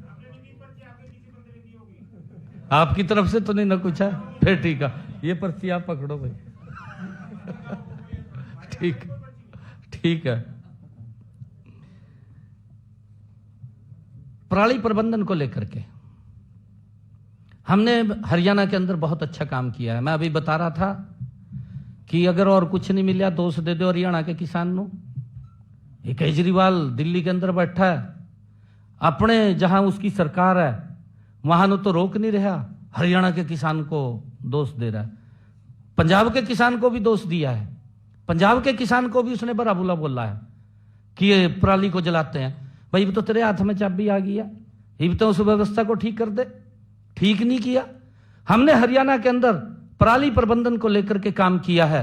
माननीय सर्वोच्च न्यायालय ने भी उसकी प्रशंसा की है। मैं हरियाणा के किसान का दिल से धन्यवाद करता हूं कि हमने जो नीति बनाई है उसके अंदर आगे बढ़ करके उन्होंने सहयोग किया और हमने उनके अवशेषों को प्रबंधन संयंत्रों पर अनुदान के रूप में 10,393 मशीनों के लिए 122 करोड़ रुपया हमने किसानों को देने का काम किया है, ताकि पराली के लिए उचित प्रबंध हो सके, किसान पराली ना जलाए और ये पोल्यूशन ना फैले। हमने ये इसके लिए काम किया है। हमने ये भी काम किया है कि जो हमारे किसान हैं, क्योंकि मेरे को वो मिले थे आकर के, और जब आकर के मिले कि हमारे खेत में बड़े टावर वो लगा देते हैं, उसके लिए हमें कुछ उसका लाभ नहीं मिलता, हम जमीन के अंदर भी हमारी उसकी कीमत कम हो जाती है, तो हमने उसके ऊपर एक पॉलिसी बनाई हमने, जो किसानों के हित के अंदर अलग से एक नीति बनाई। हाई टेंशन बिजली की लाइनों के लिए हमने मुआवजा नीति बनाई, और मुआवजा हमने दिया है कि जहां वो टावर लगेगा उस जमीन का मुआवजा 200% ज्यादा दिया जाएगा, जो उसका कलेक्टर रेट, जो उसका वहां मार्केट रेट होगा, मार्केट रेट का 200% ज्यादा देने का निर्णय हमने अपनी पॉलिसी के अंदर किया है। और जो उस टावर की तारें उस खेत के अंदर से जाएंगी, उसके नीचे जो जमीन आएगी, उस जमीन का 30% जो मार्केट रेट उस जमीन का होगा, 30% ज्यादा उसका मुआवजा देने का निर्णय वो हमने किया है। उसके लिए हमने ये मुआवजा नीति बनाई है। इसका लाभ हमारे किसानों को मिल रहा है। हमने प्रदेश की गौशालाओं के लिए भी, उनके गौशालाओं के चारे के लिए 216 करोड़ 25 लाख रुपए की राशि हमने जारी की है, ताकि गौ माता को चारे के लिए कोई दिक्कत न आए, उस समस्या का हमने समाधान किया है। हमने अपने संकल्प पत्र में कहा था कि अभी पिछले दिनों देश के यशस्वी प्रधानमंत्री आदरणीय नरेंद्र मोदी जी ने 9 दिसंबर 2024 को जो उचाणी करनाल के अंदर, करनाल जिला के उचाणी गांव के अंदर महाराणा प्रताप बागवानी विश्वविद्यालय स्थापित हो रहा है, उसका शिलान्यास किया है। 65 एकड़ के अंदर यह कैंपस बन रहा है और 700 करोड़ रुपए की लागत उसके ऊपर आएगी। उसका शिलान्यास आदरणीय प्रधानमंत्री जी ने किया है। हमने अपने संकल्प पत्र में भी उसका जिक्र किया था और हमने उसको पूरा किया है। हमारे जो व्यापारी भाई हैं, प्रदेश के विकास में अपना महत्वपूर्ण योगदान रखते हैं। हम उनके हितों के प्रति पूरी सजगता से हमारी सरकार काम कर रही है। मुझे आड़ती मिले थे आकर के, क्योंकि केंद्र पूरे देश को ध्यान में रख करके पॉलिसी बनाता है। उन्होंने पूरे देश के किसानों के लिए जो आड़तियों का कमीशन था वो 46 रुपए रखा, परंतु आड़ती कहने लगे कि हमें इसमें पूरा नहीं होता, आप इस कमीशन को बढ़ाएं। तो उन्होंने एक हमें ज्ञापन दिया था, हमने अपने संकल्प पत्र में भी डाला, और डाला नहीं, हमने उसको पूरा कर दिया है। अब हरियाणा के हमारे आड़ती भाइयों को जो कमीशन का उन्होंने 46 रुपए के अंदर देता था, अब हरियाणा उसके अंदर ऐड करके 55 रुपए देने का काम हमारी सरकार ने किया है। और मुझे खुशी है कि आड़तियों के खाते के अंदर उस कमीशन का 309 करोड़ रुपए की राशि भी हमने जारी कर दी है, उनके खाते में चला गया है। हमने 2024-25 के दौरान खरीफ सीजन के कस्टम मिल्ड राइस डिलीवरी के लिए हमारे पास राइस मिलर एसोसिएशन के वो पदाधिकारी आकर के मिले कि हमें इसके ऊपर बोनस दिया जाए, क्योंकि हमें घाटा होता है इसके अंदर, उसकी वो सूख जाता है, सूख करके हमारे ऊपर खर्चा पूरा नहीं होता। तो हमने उन राइस मिलर्स को भी हमने कहा था कि हम आपको लाभ देंगे। 62 करोड़ 58 लाख रुपए की प्रोत्साहन राशि भी हमने उनके खाते के अंदर पहुंचाने का काम किया है। मुझे खुशी है बताते हुए कि व्यापारियों के लिए जो हमारे करदाता हैं, जो प्रदेश का विकास गति से होता है और जो उसमें उनका योगदान बड़ा होता है, ऐसे करदाताओं की सुविधाओं के लिए हमने रेवाड़ी के अंदर 29 करोड़ रुपए की लागत से एक कर भवन का निर्माण वहां किया है, और जिसमें पूरे प्रदेश के अंदर अलग अलग उनके कार्यालय 27 GST के कार्यालय, ताकि जीएसटी सुविधा कोई समस्या, कोई दिक्कत, कोई उनको और कोई प्रॉब्लम आ जाए तो उसको उससे डर ना लगे, वो बेखौफ हो करके वहाँ पर ये सुविधा केंद्र हमने खोले हैं। वो पूछ सकता है, किसी को रिटर्न में दिक्कत है, किसी का कोई और लिटिगेशन है, उसको लेकर के वो उनसे लाभ ले सकता है। हमने वो सुविधा केंद्र खोले हैं जिसके ऊपर 29 करोड़ रुपए की लागत आई है। हमने गत 2024 को छोटे व्यापारियों को राहत देने के लिए जीएसटी से पहले 7 अधिनियमों के तहत बकाया कर राशि के निपटान के उनके कुछ लिटिगेशन के मामले थे। हरियाणा के अंदर ऐसे हमारे लगभग 10 लाख से जो रुपए से नीचे व्यापारी थे, 2 लाख ऐसे हरियाणा प्रदेश के अंदर व्यापारी थे जिनका ये टैक्स को लेकर के कोर्ट के अंदर लिटिगेशन में थे। उनको एक बड़ी राहत देने का काम हमने किया, हमारी सरकार ने किया है। हमने उनको राहत दी है कि जो 10 लाख रुपए से नीचे के हैं, ऐसे लोगों को ब्याज तो पूरा माफ किया है, ब्याज के साथ साथ उसके मूल का भी 10 लाख रुपए से कम आने का 60% हमने माफ किया है, और उसका मूल में से जो 60% माफ करके बचेगा उसमें से भी 1 लाख रुपया हमने माफ करने का निर्णय किया है। और इसी के साथ ही हमने जो 10 लाख रुपए से ऊपर के, 10 करोड़ रुपए के नीचे के ऐसे जो व्यापारियों के लिटिगेशन थे, उनको हमने ब्याज तो माफ किया है और उसके मूल में से भी 50% उसका माफ करने का निर्णय हमने पिछले दिनों अपनी कैबिनेट के अंदर लिया है। और इसका एक बड़ा लाभ वो हमारे हरियाणा प्रदेश के व्यापारियों को मिलेगा। जो ये एक समस्या थी, उस समस्या का हमने समाधान किया है। हमने हरियाणा प्रदेश के अंदर अंबाला छावनी, अंबाला शहर में लोकल बस सेवा शुरू की गई है। पीएमई बस सेवा परियोजना के तहत प्रदेश के 7 प्रदेश शहरों में फरीदाबाद, गुरुग्राम, हिसार, रोहतक, पानीपत, करनाल और यमुनानगर के लिए 450 नई बसें खरीदने की स्वीकृति भी हमने दे दी है। जल्दी ही वो बसें भी आ जाएंगी ताकि हरियाणा प्रदेश के लोगों को ठीक उनको यात्रा में असुविधा ना हो, उनको सुविधा मिले, उसको लेकर के हमने ये निर्णय किया है। कल ही 26 जनवरी थी, गणतंत्र दिवस। उसकी मैं आप सबको पुनः बहुत बहुत बधाई भी देता हूँ, शुभकामनाएं देता हूँ। हमने कल ही गणतंत्र दिवस के अवसर पर प्रदेश के 5 रोडवेज डिपो में इलेक्ट्रिक बस सर्विस शुरू की गई है और हर डिपो से 5-5 बसें, कुल मिलाकर के 25 बसों को रवाना किया गया। इनमें रेवाड़ी, हिसार, रोहतक, अंबाला, सोनीपत 20 बसें पहले चल रही थी।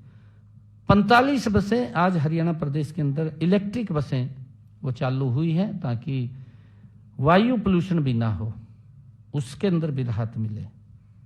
इलेक्ट्रिक बसों के संचालन के लिए Haryana city bus services limited का गठन किया गया है।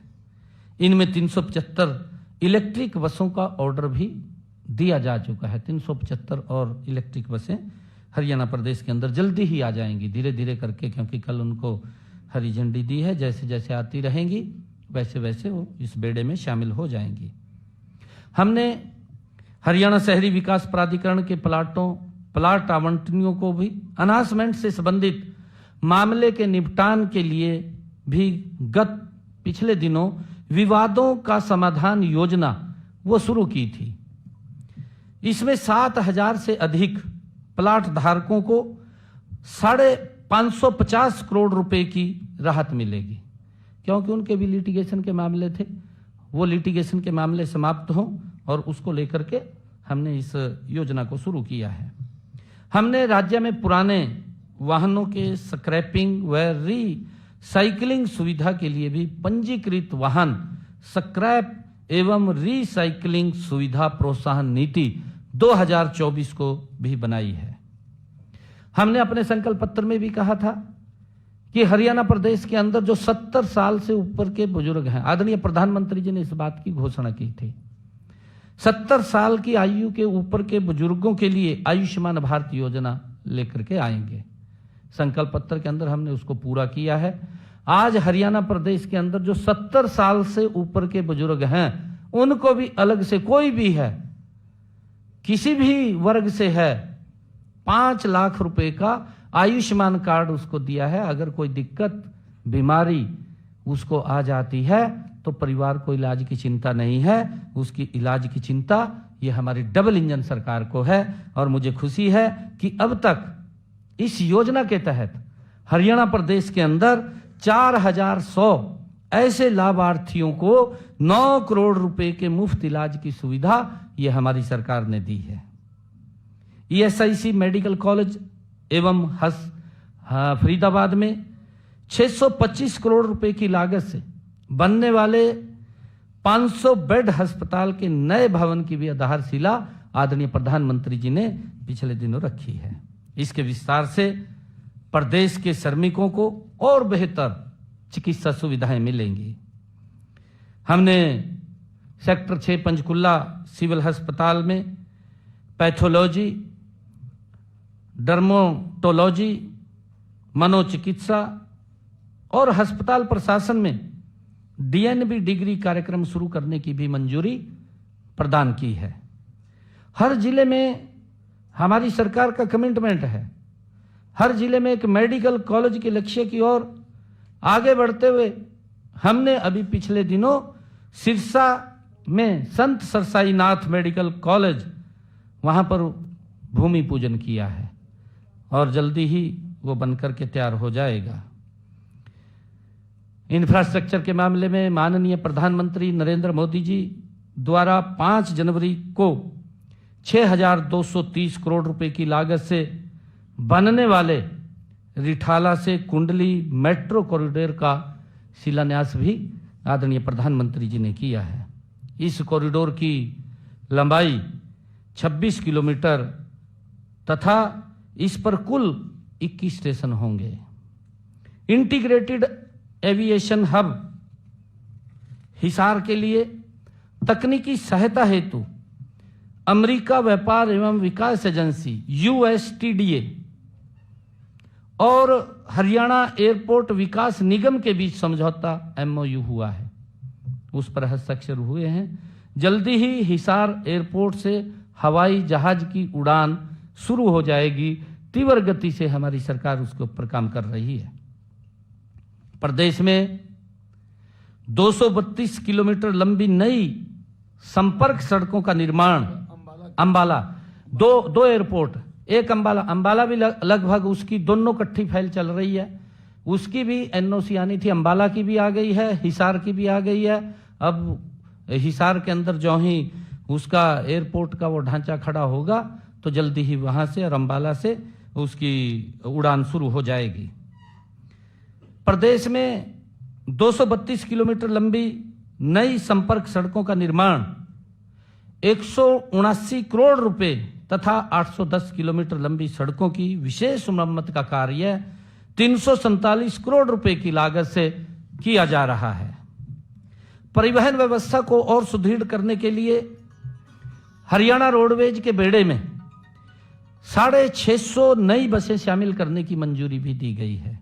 इनमें 150 AC बसें तथा 500 नॉन AC बसें शामिल होंगी, क्योंकि रोडवेज का इंफ्रास्ट्रक्चर मजबूती से लोगों को, हरियाणा प्रदेश के जन को उसका लाभ मिले, उसको लेकर के हमने ये ऑर्डर हो गया है। जल्दी ही ये बसें तैयार होकर के शामिल हो जाएंगी।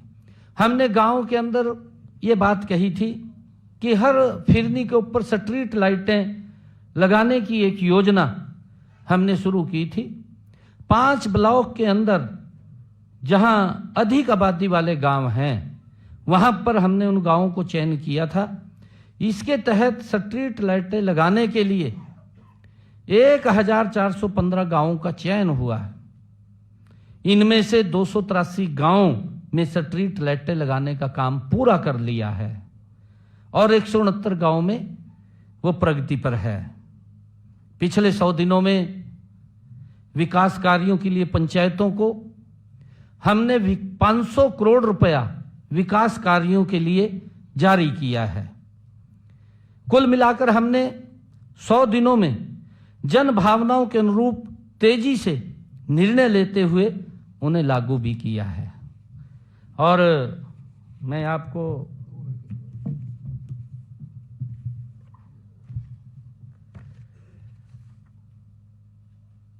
बताना चाहूंगा, ये विषय आ गया। हमने अपने संकल्प पत्र में कुछ और संकल्प भी लिए हुए हैं जिन्हें हम अवश्य गति से पूरा करेंगे। आईएमटी खरखौदा की तर्ज पर पूरे प्रदेश में 10 अति आधुनिक औद्योगिक शहर बनाएंगे, ये हमने अपने संकल्प पत्र में कहा है। नवीनीकरण योजना के माध्यम से 25,000 मेगावाट का उत्पादन करेंगे, जिसका उपयोग हरियाणा और एनसीआर के विभिन्न औद्योगिक केंद्रों को बिजली देने के लिए किया जाएगा। और हम पानीपत, फरीदाबाद और गुरुग्राम में रासायनिक और औद्योगिक कचरे के निर्वहन की समस्या के समाधान के लिए सीवरेज ट्रीटमेंट प्लांट का निर्माण करेंगे। नारनौल, महेंद्रगढ़ में integrated multi modal logistics hub के निर्माण कार्य में तेजी लाई जाएगी। हम केंद्र सरकार की पीएम मित्र योजना के साथ सहयोग करेंगे और हरियाणा के सबसे बड़े टेक्सटाइल केंद्र अंबाला में एक एकीकृत कपड़ा मार्केट स्थापित करेंगे। हम उत्पाद से जुड़े प्रोत्साहन योजना और हरियाणा फार्मास्यूटिकल नीति 2015 के माध्यम से आगामी फार्मास्यूटिकल उद्योग का दोहन करने के लिए करनाल में फार्मा पार्क की स्थापना में तेजी लाएंगे। हम पीपी मोड में महेंद्रगढ़ में डिफेंस और एरोस्पेस हब स्थापित करेंगे। हम नए उद्योगों के विकास के लिए ई भूमि द्वारा 10,000 एकड़ का नया लैंड बैंक बनाएंगे। किसी भी सरकारी संस्था द्वारा समय पर भुगतान न करने पर संबंधित को 8% की दर से ब्याज का भुगतान करने की नीति लागू करेंगे। मुझे विश्वास है कि ये निर्णय माननीय प्रधानमंत्री नरेंद्र मोदी जी द्वारा वर्ष 2047 तक भारत को विकसित राष्ट्र बनाने में हरियाणा के अहम योगदान की सशक्त आधारशिला साबित होंगे। मैंने 100 दिनों में से हर दिन जन सेवा को अर्पित किया है। जिस दिन से चला हूं मेरी मंजिल पर नजर है। जिस दिन से चला हूं मेरी मंजिल पर नजर है। आंखों ने कभी मील का पत्थर नहीं देखा। धन्यवाद।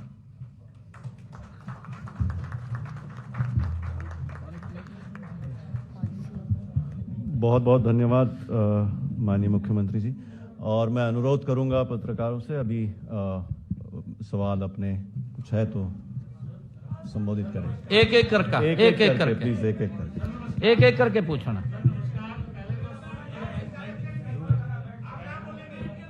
एक एक करके बोलिए। सर नमस्कार जी, 100 दिन की आपको बहुत बहुत बधाई। पहले तो मैं Komal Ramola, senior correspondent top story English daily. Sir जब नई सरकार बनती है, कोई भी नई सरकार बनती है, तो शुरुआत के दिनों में अगर उसने कोई चुनावी